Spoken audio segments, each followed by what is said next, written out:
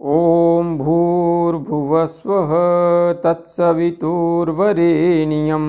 भर्गो देवस्य धीमहि धियो यो नः प्रचोदयात्। उस प्राण स्वरूप दुखनाशक सुख स्वरूप श्रेष्ठ तेजस्वी पापनाशक देव स्वरूप परमात्मा को हम अपनी अंतरात्मा में धारण करें। वह परमात्मा हमारी बुद्धि को सत्मार्ग की ओर प्रेरित करे। भाइयों बहनों, जय श्री राम, जय गुरुदेव, जय माँ आदिशक्ति। आप भाइयों बहनों की साधना से संबंधित जिज्ञासाओं के समाधान के क्रम में मैं आज प्रथम जिज्ञासा सम्मिलित कर रहा हूँ। बहन जे कौर सैनी जी ने अपनी जिज्ञासा प्रकट करते हुए लिखा है, प्रणाम गुरुजी, प्रणाम बहन, प्रणाम। मैं दुर्गा नवारण मंत्र का जप करती हूँ और अब आपके वीडियो देखकर ध्यान कर रही हूँ।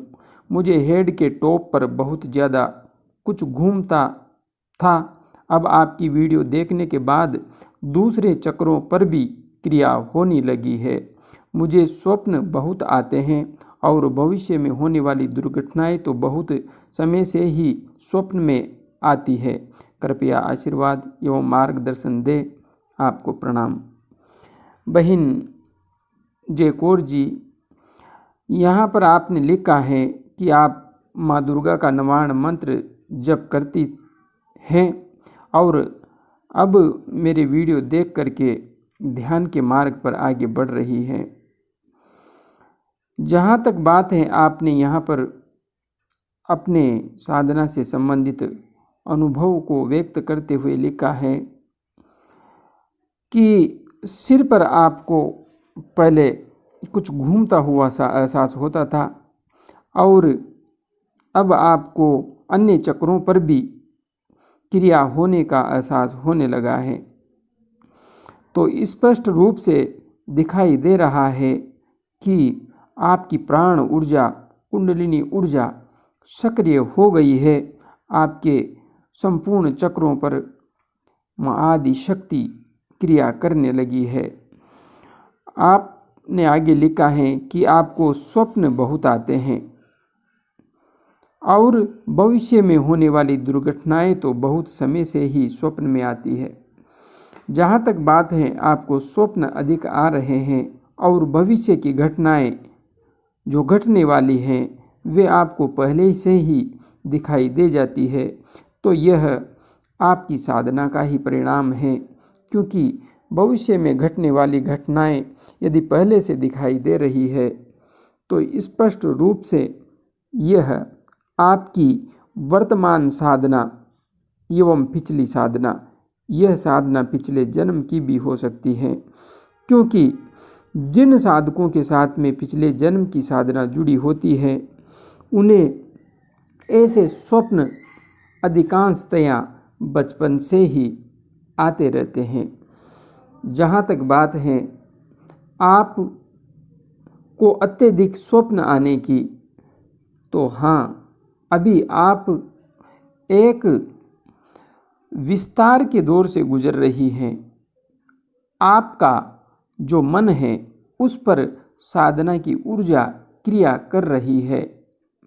आपका मन मस्तिष्क ऊर्जा के प्रभाव से रिक्त होने की प्रक्रिया से गुजर रहा है।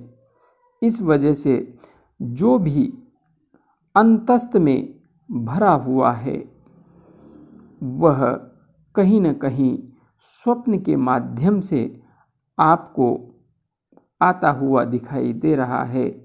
धीरे धीरे ये स्वप्न अपने आप कम होते चले जाएंगे जैसे जैसे आपकी साधना उच्च शिखर की ओर बढ़ती जाएगी। बस आप निरंतर साधना करती रहिए। जो स्वप्न आ रहे हैं उनमें जो भविष्य की घटनाओं का संकेत होता है, उन घटनाओं के संबंध में यदि स्वप्न के माध्यम से आपको कोई विशेष संदेश मिलता है, जैसे कि किसी दुर्घटना का कोई संदेश मिला कि इस तरीके से यदि ऐसी कोई घटना घटित होती है और उसके बाद में आप इस तरीके से कोई क्रिया या प्रतिक्रिया करती हैं, तो उस घटना को रोका भी जा सकता है। आप उस घटना के संबंध में गहनता से थोड़ा सा अपने मस्तिष्क में विचार करें। और हाँ, जैसे ही आपको लगे कि आपके जीवन में यह घटना स्वप्न के माध्यम से पहले दिखाई दे चुकी है और ये अभी घट रही है, तो उसके आगे आपको विशेष सतर्कता बरतने की आवश्यकता होती है, क्योंकि वह जो कुछ आपको दिखाया गया है माँ आदि शक्ति के द्वारा, वह इसीलिए है कि आप सतर्क हो जाएं। भविष्य में ऐसा कुछ भी आपके जीवन में घटित नहीं हो, क्योंकि जो विधान है वह तो विशेष रूप से बदला नहीं जा सकता, किंतु माँ अपने भक्तों को यह अवसर अवश्य देती हैं कि जब ऐसी घड़ी आए तो वो सतर्क हो जाएं और उससे पार निकल जाएं। इसलिए ऐसे स्वप्न आने पर आपको विशेष रूप से उनके प्रति सजग रहना चाहिए। आगे भाई चंपालाल कुमावत जी ने अपनी जिज्ञासा प्रकट करते हुए लिखा है, गुरुजी प्रणाम। प्रणाम चंपालाल जी प्रणाम। मुझे अनाहत चक्र तक चींटियों के चलने का एहसास होता है, लेकिन अब मेरा ध्यान नहीं लगता है। मैं नाड़ी शोधन प्राणायाम 10 मिनट, वन टाइम कुंभक 3.20 सेकंड भी लगाता हूँ। ध्यान में कैसे गहराई में जाऊँ, मार्गदर्शन करें। चंपालाल जी, आपने यहाँ पर लिखा है कि अनाहत चक्र तक चींटियों के चलने का एहसास होता है, लेकिन अब मेरा ध्यान नहीं लगता है। आखिरकार ऐसा कौन सा कारण हो गया कि आपका ध्यान अब नहीं लगता है? इसके पीछे छिपे हुए कारण को आप ढूंढ पाने में क्या असमर्थ हैं? आपने लिखा है, मैं नाड़ी शोधन प्राणायाम 10 मिनट, वन टाइम कुंभक 3.20 सेकंड भी लगाता हूँ। 3.20 सेकंड से आपका क्या तात्पर्य है? और हाँ, आप सिर्फ नाड़ी शोधन प्राणायाम ही करते हैं, कपालभाति प्राणायाम क्यों नहीं कर रहे हैं और भ्रामरी प्राणायाम क्यों नहीं कर रहे हैं? यदि आप इन दोनों प्राणायाम को छोड़ रहे हैं तो आप बहुत बड़ी गलती कर रहे हैं। इसलिए आप नाड़ी शोधन अनुलोम विलोम प्राणायाम के साथ विशेष कुंभक लगाने का प्रयास तो मत कीजिए। बस सहजता से जितनी देर आप प्राण को रोककर नाभि में रख सकें उतनी देर रखिए और नाभि में ध्यान कीजिए। नाभि में ध्यान करते हुए आपको प्राणायाम करना है। उसके बाद में आपको कम से कम 5 मिनट कपालभाति प्राणायाम का नाभि में ध्यान करते हुए अभ्यास अवश्य करना है और उसके पश्चात कम से कम 3 मिनट आपको भ्रामरी प्राणायाम का अवश्य अभ्यास करना है और आज्ञा चक्र पर ध्यान करते हुए आपको फिर गायत्री महामंत्र का जप करना है। यदि आप ऐसा करते हैं तो कोई भी कारण नहीं है कि आपका ध्यान नहीं लगेगा, निश्चित रूप से ध्यान लगेगा।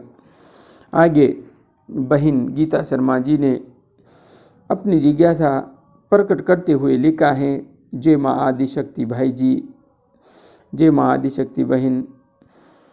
बहुत ही सुंदरता से आप सभी आध्यात्मिक बातों को समझाते हैं। भाई जी, मेरी एक जिज्ञासा है, जप व साधना के समय अगर कोई नेगेटिव शक्तियाँ परेशान करें तो क्या उपाय करें? आशा है आप कुछ उपाय बताएंगे। बहन जी, यदि आपको जप करते हुए कोई नेगेटिव शक्ति परेशान कर रही है या किसी को भी कर रही है तो वे दुर्गा कवच का पाठ करें। दुर्गा कवच का पाठ करने से कोई नेगेटिव शक्ति साधना करते हुए आपको कभी भी परेशान नहीं करेगी। इसलिए यदि ऐसा हो रहा है तो आप माँ दुर्गा के कवच का पाठ कीजिए, 1 बार या 3 बार, जैसे भी आपको समय मिले। आप यदि दुर्गा कवच का पाठ करेंगी तो नेगेटिव शक्तियों से दूर रहेंगी नेगेटिव शक्तियाँ आपसे।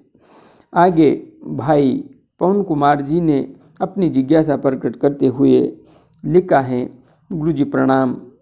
प्रणाम बंधु प्रणाम। मैं अपने आप को बहुत शांत महसूस कर रहा हूँ, जैसे कुछ बदल गया हो मेरे शरीर में। गुरुजी मैं श्वास लेता हूँ तो श्वास मेरे पेट में नाभि चक्र तक जाती है और नाभि चक्र से बाहर निकलती है। मेरे पेट में ठंडक महसूस हो रही है और मेरा गला सूख जाता है। इसका क्या मतलब है? भाई पवन कुमार जी, आपने लिखा है कि अब आप अपने आप को बहुत शांत महसूस कर रहे हैं, जैसे कुछ बदल गया हो। बहुत सुंदर स्थिति है कि आप शांत हो गए हैं और कुछ बदला हुआ आपको महसूस हो रहा है। मैं श्वास लेता हूँ तो श्वास मेरे पेट में नाभि चक्र तक जाती है। यदि नाभि तक आपके श्वास जा रही है तो यह बहुत ही अच्छी बात है और इसी के परिणाम स्वरूप आपको असीम शांति का भी अनुभव हो रहा है, क्योंकि श्वास जितनी गहरी होगी और जितनी नीचे तक उतरेगी, स्पष्ट रूप से उतना ही हम आध्यात्मिक उन्नति के शिखर की ओर बढ़ते चले जाएंगे। नाभि चक्र से बाहर निकलती है, यह आपका अनुभव है जो आपको स्पष्ट रूप से एहसास हो रहा है। आपके पेट में ठंडक महसूस हो रही है, यह भी बहुत सुंदर अनुभव है। और मेरा गला सूख जाता है, आपका गला सूख जाता है, ये सब साधना के परिणाम स्वरूप जो रूपांतरण आपके अंतस्थ में हो रहे हैं उसी की वजह से हो रहा है। आप अभी जो ध्यान कर रहे हैं उस ध्यान में आज्ञा चक्र पर ध्यान करने के साथ अपने ध्यान को थोड़ा कंठ चक्र पर भी लेकर आइए। पहले आज्ञा चक्र पर ध्यान करें और फिर कंठ चक्र पर भी ध्यान करें। प्राणायाम तो आपको करने ही है, बस इतना सा कीजिए, बाकी सब कुछ ठीक है। आगे भाई नारायण सिंह जी ने अपनी जिज्ञासा प्रकट करते हुए लिखा है, क्या आपसे जुड़ सकते हैं? भाई नारायण सिंह जी, यूट्यूब के माध्यम से आप मेरा वीडियो देख रहे हैं तो आप मेरे से जुड़ तो चुके हैं।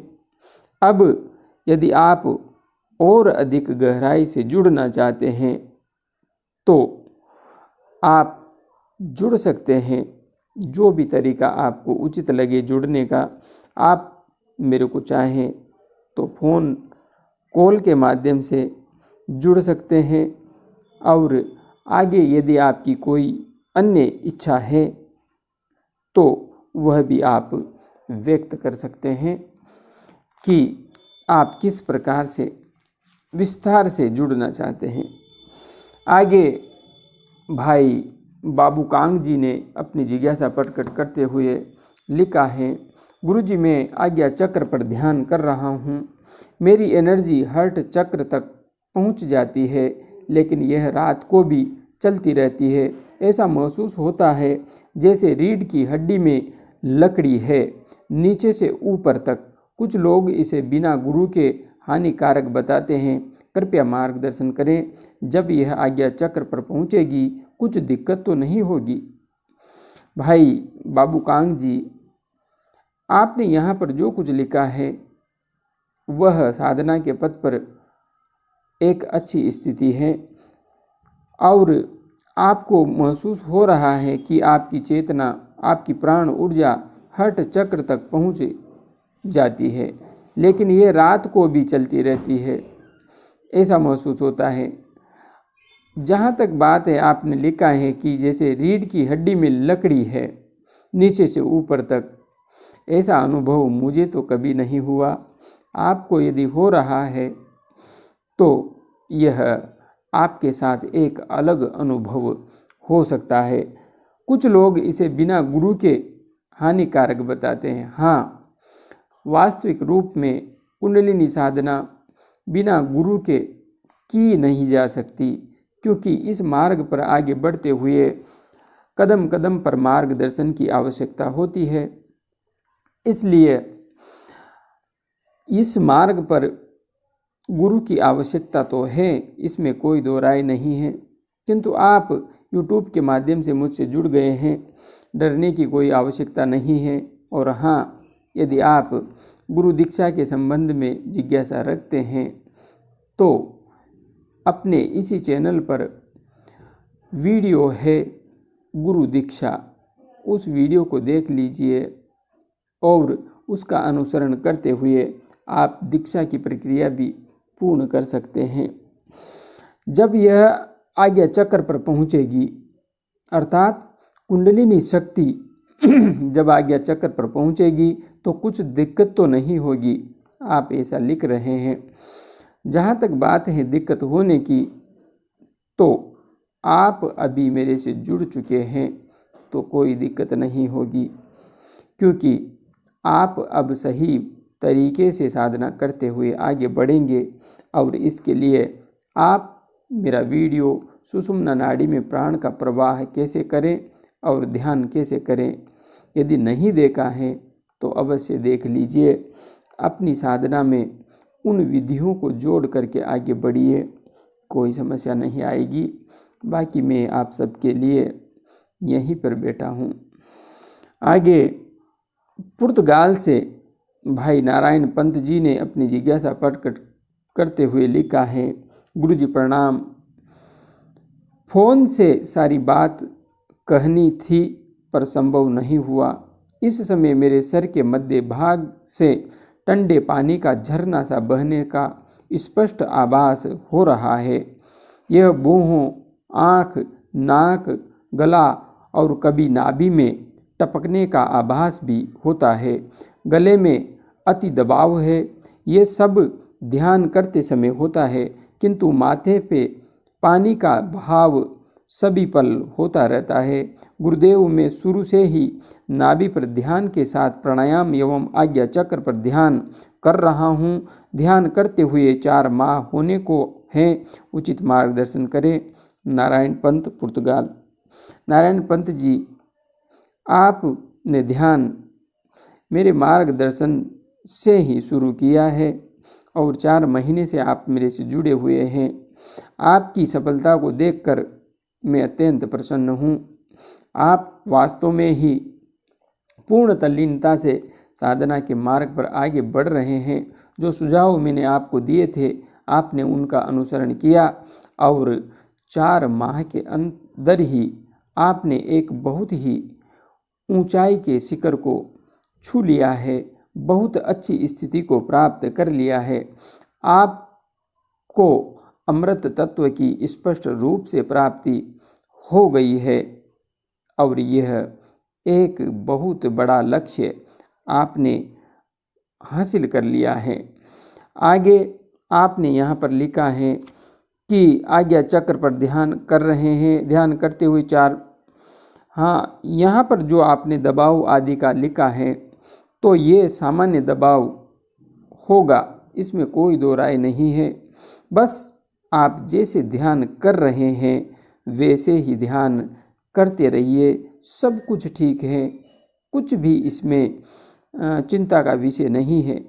बड़ी ही अच्छी स्थिति में आप पहुंच गए हैं और सहजता से आगे बढ़ रहे हैं। बस ध्यान का समय धीरे धीरे बढ़ाते रहिए, बाकी आपकी सफलता बहुत सुंदर स्थिति को दिखा रही है। आगे बहन रानी ने अपनी जिज्ञासा प्रकट करते हुए लिखा है, प्रणाम भाई, प्रणाम बहन, प्रणाम। आप शक्तिपात के बारे में बताएं, क्या ये सही तरीका है? आपका ज्ञान प्लीज़ शेयर करें। बहन, शक्तिपात के संबंध में वैसे मैंने अपने इसी चैनल पर वीडियो बना रखा है। जहाँ तक बात है शक्तिपात के संबंध में, आपने पूछा है क्या ये सही तरीका है। जहाँ तक बात है शक्तिपात, तो शक्तिपात किया तो जा सकता है। जिस व्यक्ति के पास में शक्ति है वह अपनी इच्छा शक्ति के अपने संकल्प के सहारे शक्तिपात कर सकता है। और मैंने स्वयं भी इसका प्रयोग करके देखा है। जहाँ तक बात है शक्तिपात, मैंने स्वयं भी एक बार किया है, किंतु मैं किसी पर शक्तिपात करता नहीं हूँ और आगे करूँगा भी नहीं, क्योंकि उधार के धन से काम नहीं चलाया जा सकता। हमें शिष्यों को, जो हमसे जुड़ रहे हैं, जो हमसे मार्गदर्शन ले रहे हैं, उन्हें स्वयं साधना करके शक्ति प्राप्त करने का विज्ञान सम्मत मार्ग देना चाहिए, न कि उन्हें शक्तिपात के लालच में डालना चाहिए।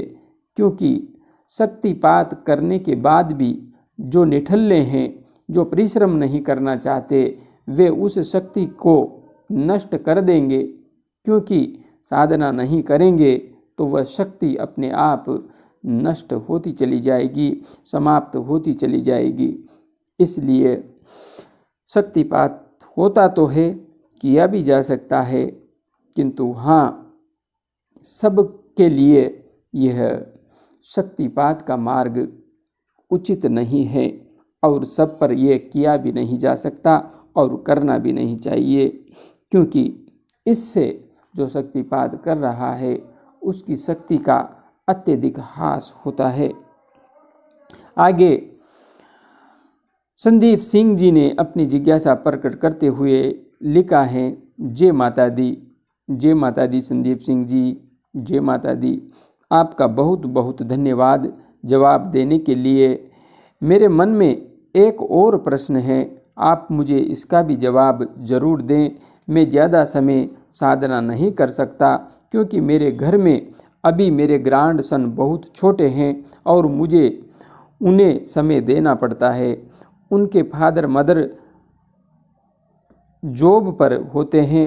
इसी वजह से कहते हैं कि बच्चों में भगवान होता है, तो मैं इनकी सेवा को पहले रखूं या अपनी साधना को। संदीप सिंह जी, आप एक वयोवृद्ध व्यक्तित्व हैं और निश्चित रूप से आपने यहाँ पर जो लिखा है वह एक गंभीर स्थिति को दिखाता है। किंतु हाँ, मैं आपसे एक बात कहूँगा, दिन में 24 घंटे होते हैं और 24 घंटे में से दिन में आप 25 से 30 मिनट ध्यान साधना के लिए निकाल पाते हैं। तो आप ऐसा तो कर सकते हैं कि शाम के समय जब बच्चों के माता पिता घर पर आ जाएं, तो शाम के समय भी आप ध्यान के लिए समय निकाल सकते हैं। और हाँ, जब बच्चों के माता पिता जॉब पर जाते हैं, ड्यूटी पर जाते हैं, उससे पूर्व यदि आप 4 बजे उठ जाएं और 4 बजे उठ करके आप साधना करें तो समस्या क्या है। किंतु हमारी आदत कुछ ऐसी हो गई है कि हम अपने कर्तव्यों का बहाना बना करके अपने मूल उद्देश्य से बचना चाहते हैं, भागना चाहते हैं। क्योंकि जो लोग 7 बजे उठते हैं उन्हें फिर समय कहाँ से मिलेगा, क्योंकि फिर तो इस संसार का मकड़ जाल शुरू हो जाता है। इसलिए यदि आप साधना का समय बढ़ाना चाहते हैं तो 4 से 4:30 के बीच में उठ जाइए। और यदि आप ऐसा करेंगे तो आप 1 घंटा नहीं बल्कि 2 घंटे भी साधना कर पाने में समर्थ होंगे। और तब आपको बच्चों को समय देने में भी कोई समस्या नहीं होगी। इसलिए यह तो आप पर निर्भर करता है कि आप जीवन के इस पड़ाव पर आकर भी जिम्मेदारियों का बहाना बना करके साधना से बचते हैं या फिर दृढ़ संकल्प के साथ आगे बढ़ने का साहस दिखाते हैं। यह सिर्फ और सिर्फ आप पर निर्भर करता है। आज के लिए इतना ही। जय गुरुदेव, जय माँ आदिशक्ति।